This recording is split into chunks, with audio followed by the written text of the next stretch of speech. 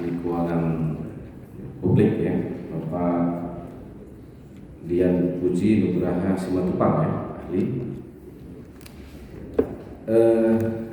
Sudah sering ya Pak memberikan keterangan ahli di pengadilan tipikor?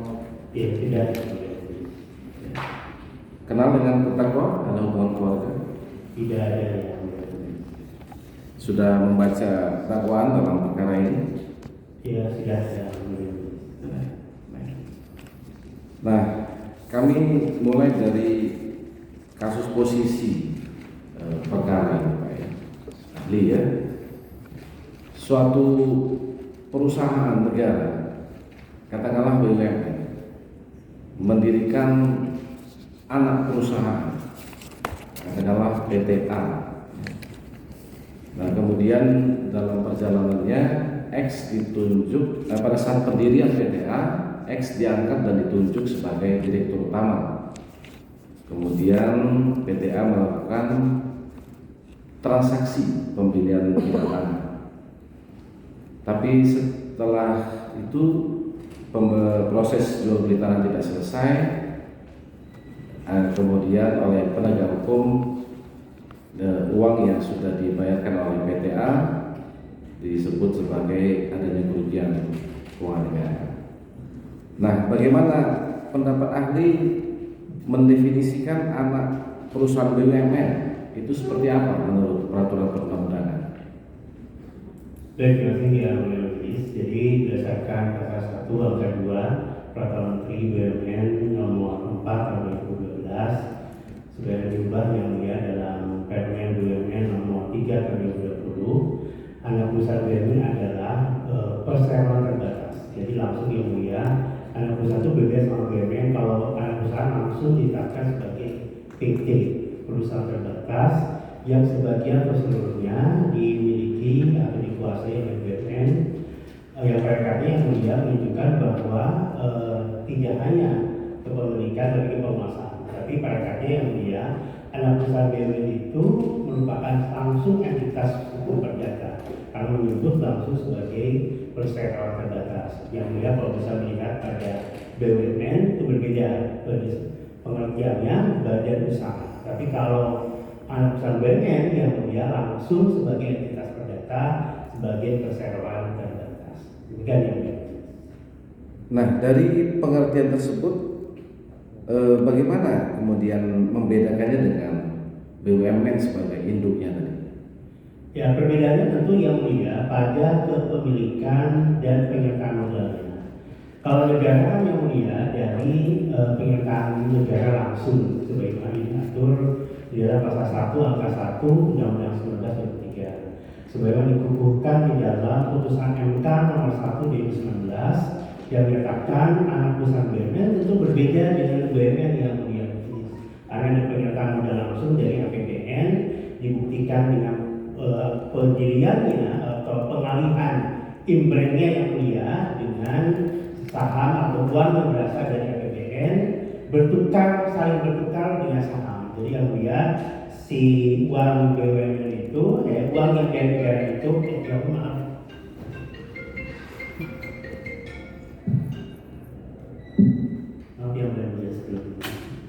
Jadi yang jelas, jadi kalau saham di negara itu kan bertukar dalam pasar imbreng dalam proximity. Jadi uang itu yang tadi dari APBN menjadi milik BUMN, maka negara punya apa? Negara punya sahamnya. Jadi tukar menukar. Sehingga tidak mungkin kemudian yang mulia negara mengaku sahamnya juga mengaku uangnya. Karena uangnya sudah berubah menjadi milik BUMN, maka sahamnya menjadi milik negara. Demikian juga yang mulia majelis di dalam anak perusahaan BUMN. BUMN itu memberikan imbreng ke anak perusahaan, maka uangnya menjadi uang milik anak perusahaan, maka BUMN memiliki sahamnya. Di hal itu saja yang mulia, kalau BUMN kan menggunakan peraturan pemerintah untuk mengimbrengkan, sedangkan anak perusahaan dari BUMN menggunakan hasil MPS dan akta. Demikian ini. Baik. Jadi BUMN menggunakan kekayaan negara yang dipisahkan, anak perusahaan BUMN sebagai korporasi ya, begitu tadi.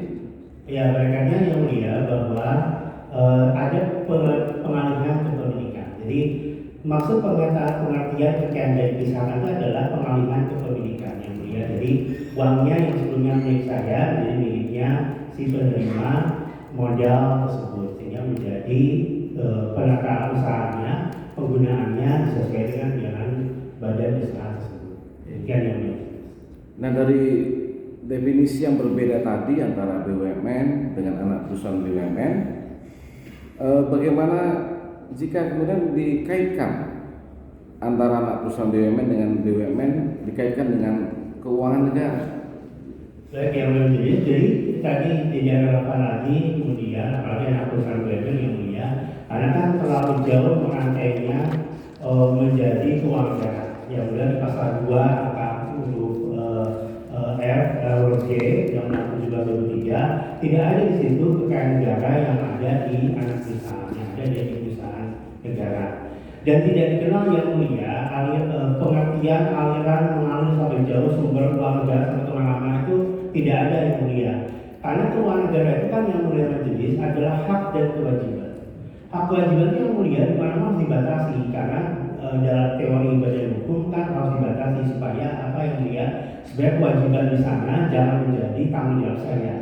Jika negara kemudian yang mulia menganggap bahwa anak perusahaan BUMN itu adalah milik saya juga menurut negara harus siap-siap semua tagihan-tagihan di dalam anak perusahaan menjadi tanggungan APBN. Makanya kemudian harus dibatasi semuanya. Jadi tidak tepat ada yang disebut sebagai teori aliran atau sumber yang mengatakan semua uang di negara bisa mengalir kemana-mana, itu tidak tepat ya, karena esensi teori badan hukum juga demikian. Juga pengertian dari pasal 1 angka 21 PP 27/2014 yang mulia itu dinyatakan pernyataan modal negara adalah pengalihan kepemilikan. Jadi bukan berarti sudah tetap milik saya, karena sudah berubah yang mulia menjadi milik yang menerima modal tersebut, sehingga ditukar yang mulia dengan saham. Dalam aplikasi juga nggak mungkin yang mulia saya nyatat 3.000 Indonesia itu nyatat uang yang sudah dipindahkan ke BUMN juga nyatat saham, maka nggak mungkin ada aplikasi juga begitu, karena akhirnya harus nyatat yang mana, karena kan uangnya jadi milik BUMN, maka negara akan mencatatnya sebagai saham. Makanya ketika ada persoalan-persoalan di BUMN yang mulia, negara menggunakan cara MPS-nya. Kamu jangan begitu, kamu jangan begitu, yang mulia, karena yang dia miliki bukan uang yang mulia, tapi dia miliki adalah saham. Begitu yang mulia. Ya, baik. Nah, kemudian terkait dengan operasional pelaksanaan anak perusahaan BUMN, apakah juga terikat pada Undang-Undang BUMN dan Peraturan Menteri BUMN? Jadi ya majelis dalam Peraturan Menteri BUMN itu di bagian terakhir seperti pasal 17 di Permen Pengadaan Barang Jasa di BUMN. Di situ diatur yang mulia bahwa seluruh peraturan Menteri BUMN khususnya terhadap pengadaan barang jasa di lingkungan BUMN hanya dapat berlaku mengikat di anak perusahaan BUMN ketika anak perusahaan BUMN mengukuhkannya terlebih dahulu di dalam LUPS. Jadi tidak ada peraturan Menteri BUMN atau peraturan perundangan yang berlaku seketika di BUMN, di anak perusahaan BUMN. Jadi harus dikukuhkan terlebih dahulu yang mulia, sehingga kemudian dia terikat terhadap proses mekanisme yang diatur di dalam peraturan Menteri BUMN. Demikian. Jadi mekanismenya seperti itu ya. Peraturan Menteri BUMN itu hanya mengikat pada BUMN gitu halnya. Oh ya, betul ya. Sebagai pedoman tentu akan dijadikan dasar bagi BUMN saja. Nah, kemudian terkait adanya hasil audit yang menyatakan anak perusahaan BUMN melakukan pelanggaran karena bertentangan dengan peraturan Menteri BUMN. Ini seperti apa, Pak? Ya, itu yang mulia keliru, karena bagaimana menyatakan melanggar suatu peraturan BUMN sedangkan anak perusahaan BUMN itu tidak pernah mengikatkan diri atau menjadikan dasar tindakannya. Jadi hal demikian harus dicek dulu yang mulia majelis, apakah memang ada pengukuhan di LUPS bahwa anak perusahaan BUMN itu memang tunduk pada prosedur peraturan di dalam peraturan BUMN. Jadi sekali yang mulia, mengapa itu terjadi? Ya karena Menteri BUMN sendiri di dalam pasal 17 khususnya tentang pengadaan dan jasa itu yang mulia menyatakan bahwa kalau anak usaha mau tunduk dengan aturan di Menteri ini, Anda kukuhkan dulu di dalam RUPS-nya. Demikian yang mulia. Nah kemudian terkait dengan pembelian aset oleh anak perusahaan BUMN tadi, apakah didanai oleh keuangan BUMN itu sendiri atau keuangan negara yang dimaksud dalam APBN? Baik yang mulia, jadi pertama-tama yang mulia, kita harus membedakan apa yang dimaksud sebagai barang milik negara. Dalam PP 27/2014 tentang pengelolaan barang negara pasal 1 angka 1, yang disebut sebagai barang milik negara adalah barang yang dibebankan didanai oleh APBN yang mulia.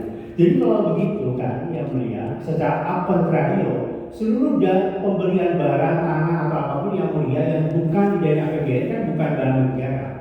Maka yang mulia, untuk membuktikan bahwa ini barang negara atau bukan, selain didanai APBN atau bukan, maka kita lihat apakah Menteri Keuangan mencatatnya tidak di dalam SIMAK atau Sistem Manajemen Barang Milik Negara. Maka kita menyatakan bahwa itu tidak negara.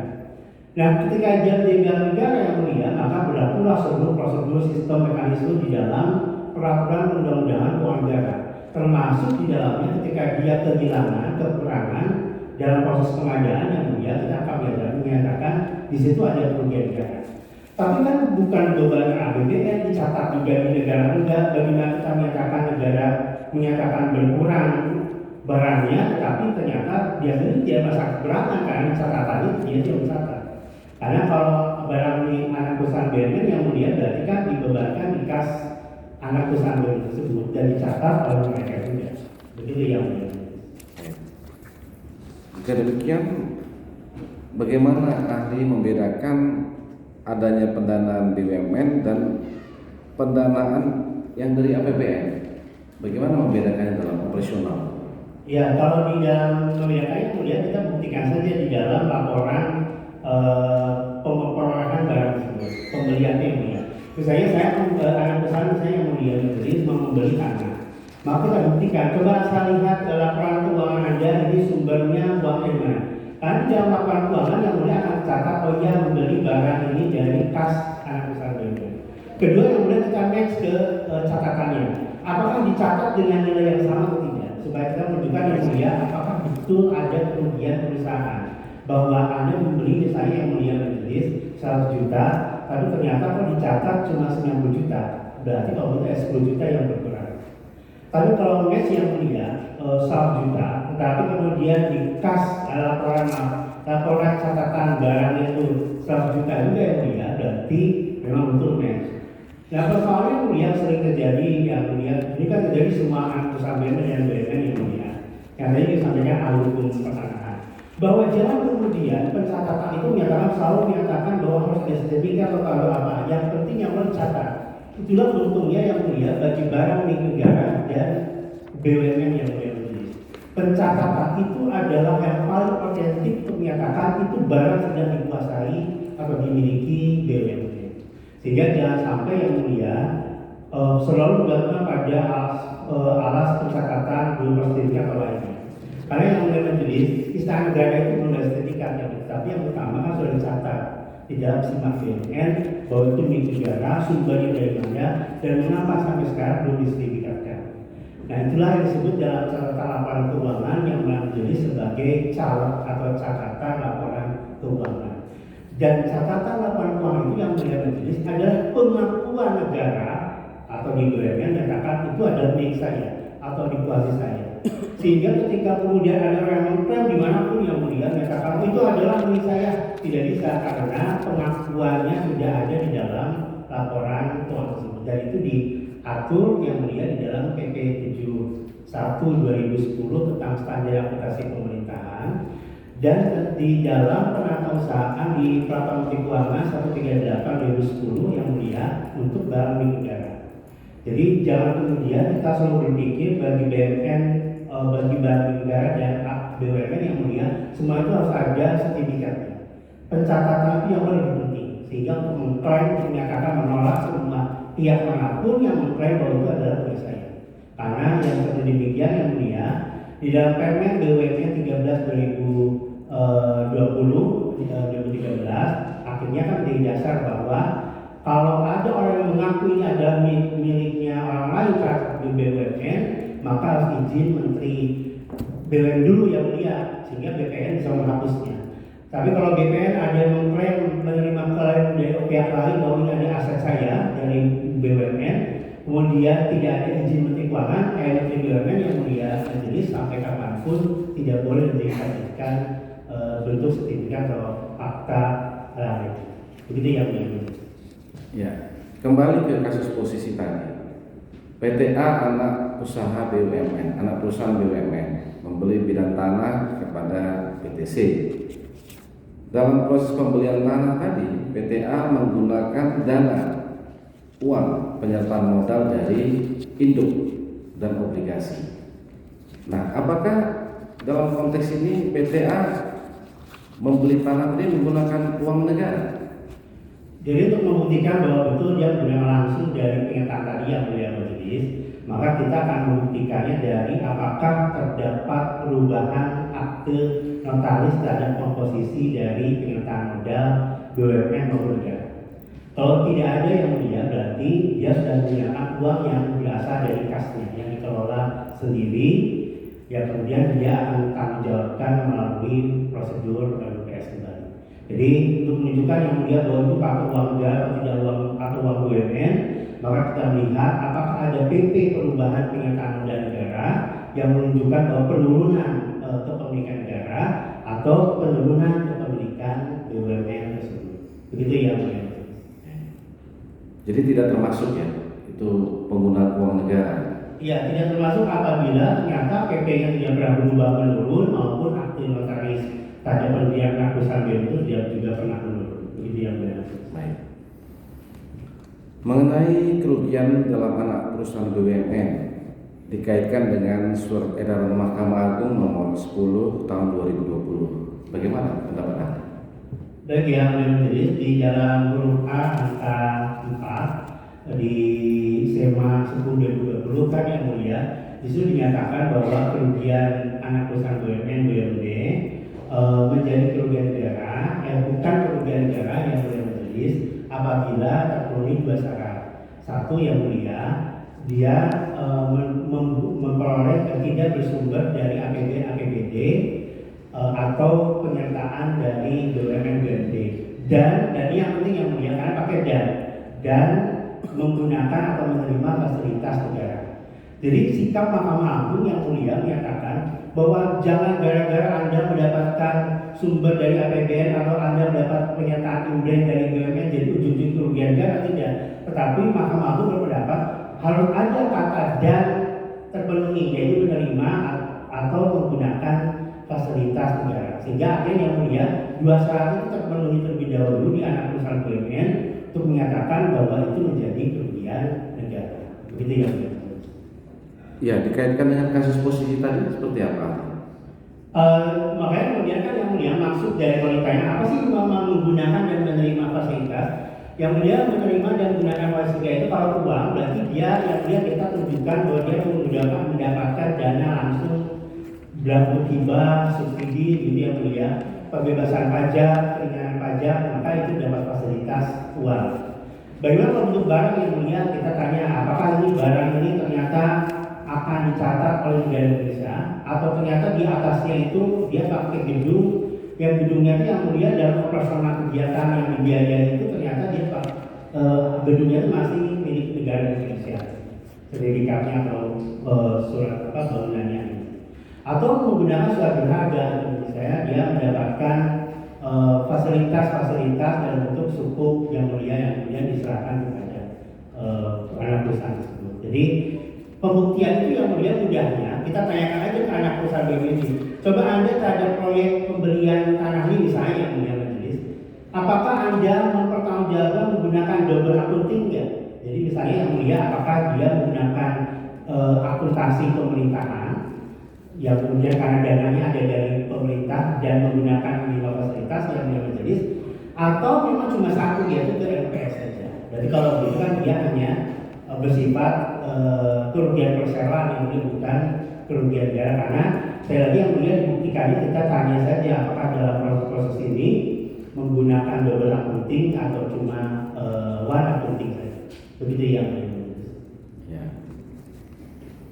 Nah kemudian bagaimana ahli menentukan ruang lingkup anak perusahaan BUMN itu yang menggunakan fasilitas negara dalam proses pembelian atau belanja barang? Ya seperti tadi yang jadi kita buktikan saja yang mulia apakah ada, kalau uang tentu ada bukanya yang mulia, kemudian kalau ada barang tentu ada surat pelimpahan barang kepada anak perusahaan tersebut, atau melalui keringanan pajak dengan adanya surat ketetapan keringanan pajak dari Kementerian Keuangan. Demikian yang mulia. Nah jadi kalau tadi anak perusahaan BUMN tidak terpenuhi apa yang ahli sampaikan, ada pembebasan pajak dan sebagainya, bagaimana itu? Dan kriteria menjadi kerugian pihak mana? Ya kalau demikian yang mulia kan mengacu pada tadi huruf A angka 4 SEMA 10/2020 menjadikan kerugian perusahaan atau risiko perusahaan. Maka yang mulia kalau kondisi demikian terjadi, maka kita kembalikan ke pasal 138 Undang-Undang PT 40/2007. Di situ dinyatakan kalau ada kerugian dalam perseroan maka silakan pemegang saham, pengurus, direksi, dan yang C yang mulia ada di situ kejaksaan mewakili kepentingan umum mengajukannya ke pengadilan, mengajukan pengolahan pemeriksaan. Begitu yang mulia. Nah kemudian tadi ada ahli sampaikan kerugian perusahaan. Katakan dalam konteks ini anak perusahaan BUMN. Ketika anak perusahaan BUMN tadi mengalami kerugian, apakah serta-merta negara juga rugi? Ya tadi yang mulia jadi kerugian itu tidak bisa dibaca kasat mata, dia harus ada laporan keuangan. Jadi dan yang mungkin yang mulia secara teori juga suatu kerugian per transaksi itu ujung-ujung dalam laporan keuangan negatif itu tidak ada ya. Jadi harus dilihat secara anual ya, sehingga kita menyatakan itu merugikan atau tidak perusahaan atau apalagi keuangan negara. Keuangan negara sekali yang mulia tidak memiliki dan tidak pernah mencatat aset-aset maupun saham atau menerima dividen dari anak perusahaan. Itu bisa dilihat yang mulia tidak ada sama sekali. Bahkan pasal 2A ayat 7 PP 72 2016 juga yang menyatakan bahwa anak perusahaan BUMN itu dipersamakan dengan BUMN itu hanya menunjukkan mau mengendalikan direksinya saja. Jadi direksinya di atas saya ya. Jadi bukan berarti yang mulia asetnya jadi aset negara tidak, tetapi kalau yang itu anak perusahaan itu semua kamu direksinya saya yang angkat, tidak BUMN. Begitu yang mulia. Nah terhadap uang, surat berharga atau aset milik anak perusahaan BUMN, apakah juga dicatat dan dikuasai oleh Menteri Keuangan yang mewakili negara? Ya tadi yang sudah saya sampaikan, jadi di PP 27 2014 yang mulia majelis itu tidak ada barang milik BUMN maupun barang milik anak perusahaan BUMN menjadi barang milik negara. Mengapa yang mulia tidak pernah diakui dan dicatat sebagai negara? Karena yang mulia setiap pencatatan itu menimbulkan konsekuensi biaya pemeliharaan. Kan nggak mau yang mulia negara ngapain sampai biaya saya harus biayai semua. Anda kan punya uang sendiri gitu, sehingga akhirnya itu tidak mau Menteri Keuangan mencatatnya. Jadi silakan dia mencatat sendiri yang nanti dipertanggungjawabkan menurut prinsip-prinsip korporasi. Bukan yang lain. Ya supaya menjadi terang ya, coba ahli jelaskan dulu mendefinisikan uang negara dan keuangan negara itu seperti apa? Bagaimana? Mendefinisikan uang negara dan keuangan negara. Kalau keuangan negara kan hak dan kewajiban yang mulai dapat dijadikan uang atau segala sesuatu sebagai bagian akibat pelaksanaan hak dan kewajiban tersebut. Dan kalau uang negara itu diatur yang mulia di PP 39 2007, yaitu uang yang dikuasai Menteri Keuangan. Artinya yang mulia yang diatur semua penerimaan maupun pengeluarannya oleh Menteri Keuangan sebagai bendahara umum negara. Demikian yang mulia. Dan kemudian kerugian keuangan negara seperti apa? Kalau kerugian negara adalah kekurangan uang surat berharga barang yang nyata dan pasti sebagai akibat perbuatan hukum maupun kelalaian dalam pasal 1 angka 22 Undang-Undang 1 2004. Nyata itu yang mulia majelis adalah milik negara. Jadi harus nyata milik negara, bukan milik orang lain yang mulia, dibuktikan dengan dokumen-dokumen yang sah. Sedangkan pasti jumlahnya itu harus betul-betul nyata, harus betul-betul memang nilai buku. Jadi bukan yang bersifat estimasi, asumsi, potensi, atau menggunakan kata setidak-tidaknya. Tidak boleh. Jadi kerugian negara harus dihitung plot berdasarkan nilai buku yang dapat dipertanggungjawabkan. Begitu ya, Bu. Kembali ke kasus posisi tadi, PT A membeli sebidang tanah dari PT C. Kemudian proses transaksi jual beli tadi belum selesai, tapi PT A sudah mengeluarkan pembayaran sejumlah uang. Apakah terhadap transaksi yang belum selesai dan uang yang sudah keluar itu sudah otomatis merugikan negara? Jadi sekali lagi yang mulia majelis bahwa kerugian negara itu kan harus berdasarkan nilai yang nyata dan pasti. Artinya nilai buku dan nilai nyata yang wajar.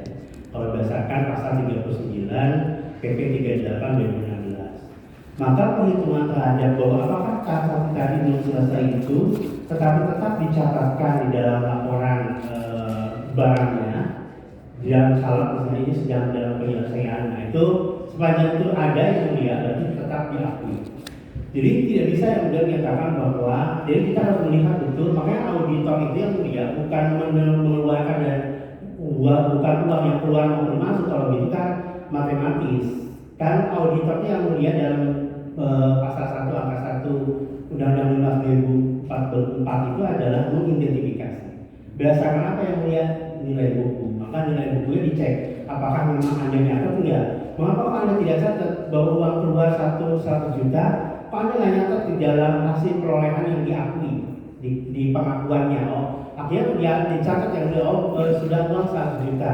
Tapi kemudian di dalam nilai barangnya di bawah ini hanya baru 20 juta dan 20 juta dalam penyelesaian. Nah, klaim itu pencatatan itu adalah pengakuan yang mulia untuk menunjukkan bahwa itu sudah diselesaikan. Nanti kan tinggal proses dalam PS bagaimana dia dapat dipertanggungjawabkan penyelesaiannya. Begitu ya, Bu.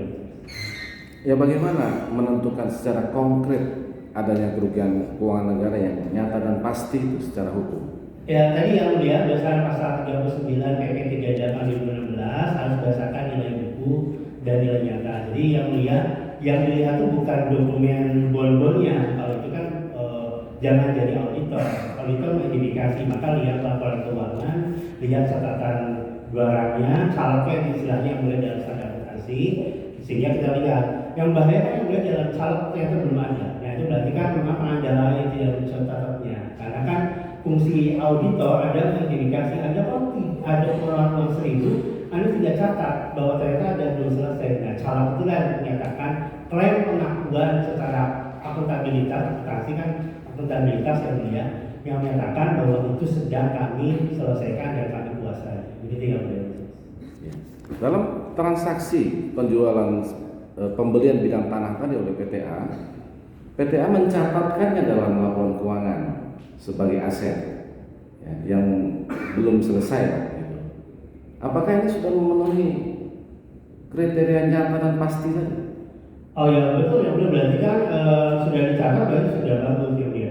Jadi ada kasus yang mulia waktu Kementerian Pertanian itu ternyata dia belum mensertifikatkan.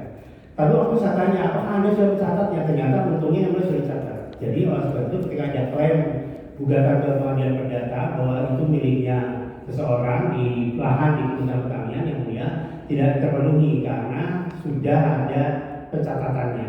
Jadi di dalam peraturan keuangan tentang pencatatan barang negara itu juga di standar akuntansi pemerintahan yang mulia, pencatatan itu adalah sebagai pengakuan terhadap penguasaan dan kepemilikan. Jadi bahasa standarnya itu yang mulia di PP 71 2010, makanya yang mulia barang milik itu adalah yang tidak hanya dimiliki dengan sertifikat, tapi juga dikuasainya. Artinya sedang dicatat di dalam pencatatan milik negara. Begitu ya. Terkait dengan pencatatan dan perhitungan, bagaimana pendapat Anda? Apakah auditor BPKP itu memiliki kewenangan dalam menilai dan menghitung kerugian keuangan negara? Baik ya, jadi saya langsung dari dokumen yang tertulis saja ya. Jadi kalau disebut tadi, apakah ada kewenangan? Kalau baca Perpres 92 2014 yang mulia, BPKP itu untuk menilai menghitung bukan pada wewenang, tapi pada fungsi. Jadi pasal 2-nya itu yang mulai di huruf A itu dinyatakan fungsi BPKP adalah salah satunya menilai. Dan sehingga dia bukan kewenangan yang mulia, karena kewenangan itu kan ada di pasal 10 ayat 1 Undang-Undang BPK, bahwa memang BPK berwenang menilai dan menghitung kerugian negara. Dan juga yang mulia majelis dalam SEMA 4 2016 bahwa BPK yang mendeklar pernyataan kerugian negara, tapi kalau BPKP atau hakim lainnya melakukan pemeriksaan silakan saja, tapi menyatakannya melalui BPK. Begitu yang majelis. Nah, jika kemudian BPKP melakukan penghitungan, menurut ahli harus memperoleh delegasi atau mandat seperti itu. Ya, kalau di dalam Undang-Undang 2004 ini yang mulia bahwa BPK bisa menggunakan hasil API atau BPKP salah satunya untuk menjadi dasar menyatakan kerugian negara dalam penegakan hukum ya yang mulia. Tapi kalau dalam penyelesaian administrasi itu BPKP boleh yang mulia dalam penyelesaian administrasi di pasal 20 ayat 1 Undang-Undang 30 2014 kalau penyelesaiannya adalah administrasi. Begitu ya mulia. Nah, apakah kemudian terjadi pertentangan antara BPKP dan BPK dalam memahami SEMA nomor 4 2016 ini? Ya, sebenarnya yang melihat intinya bahwa ini soal wewenang dan fungsi. Jadi wewenang itu kan tinggi yang di antara fungsi dan wewenang. Fungsi itu yang kemudian dijalankan apabila memang ada kehendak lain yang memberikan. Jadi kepada yang memberikan yang punya wewenang. Jadi tidak kemudian dia menjalankan fungsi langsung tanpa ada izin atau ada persetujuan dari pemilik wewenang. Begitu ya, Pak. Kemudian ada auditor BPKP melakukan audit atas permintaan aparat penegak hukum. Dalam prosesnya melakukan pemeriksaan terhadap berkas-berkas dan dokumen.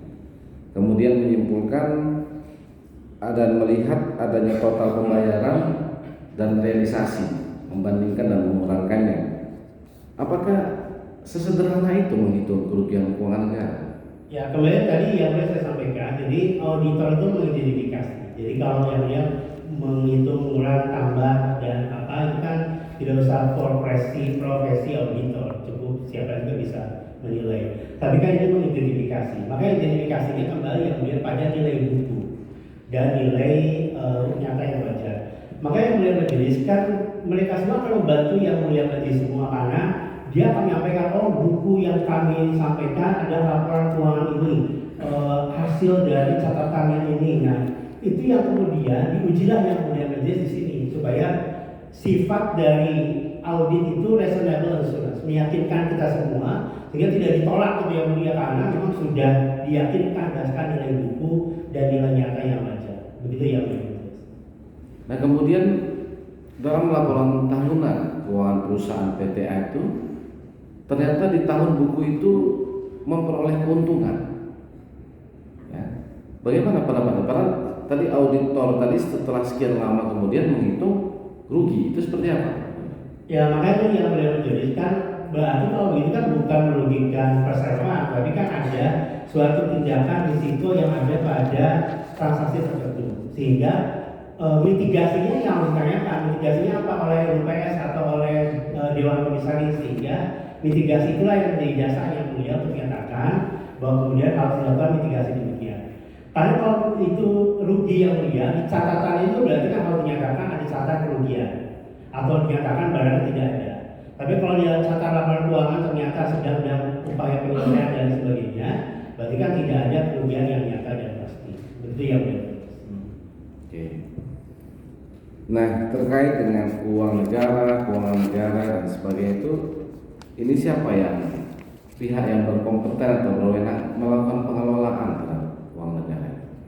Baik yang mulia majelis. Jadi kalau berbicara pengelolaan keuangan negara, berarti pasal 6 Undang-Undang 17 yaitu Presiden mendelegasikan ke Menteri Keuangan atau kepada Menteri Pimpinan Lembaga. Jadi pengelolaan uang negara itu memang yang mulia hanya dibatasi pada 4 itu. Jadi keliru ada menyatakan dalam bab 3 di dalam Undang-Undang 17 itu adalah pengelola fiskal. Pengelola fiskal adalah bagian dari pengelolaan negara, yaitu Menteri Keuangan yang mulia. Jadi tidak tepat itu pengelola fiskal, yang tepat itu pengelola keuangan negara judulnya. Makanya dibatasi limitatif yang mengelola uang itu adalah cuma ini saja. Bahkan yang mulia kan kita ingat bahwa bendahara di mana-mana juga di instansi pemerintah adalah harus pegawai sipil untuk menyatakan bahwa dia dibatasi tugas fungsi tanggung jawab. Misalnya contoh yang mulia di UI itu kan pegawainya ada yang bukan pegawai sipil, tetapi untuk bendahara yang mulia harus pegawai sipil. Kayak tadi batasan dalam pengelolaan uang negara itu memang harus para lingkup yang sudah dibatasi statusnya, apakah menteri, pimpinan lembaga, bendaharawan dan juga pejabat berkomitmen kalau di dalam pengelolaan barang. Begitu yang ya, sejauh itu ya. Kalau begitu apakah pengurus anak perusahaan BUMN tadi termasuk dalam pihak yang mengelola keuangan negara? Tentu tidak, yang mulia kalau mengacu pada pasal 6 Undang-Undang 23 tadi, bahkan yang mulia di PP 45 2013 tentang pengelola pelaksanaan APBN juga tidak ada di situ dinyatakan sebagai pengelola keuangan negara. Demikian ya. Dilanjutkan.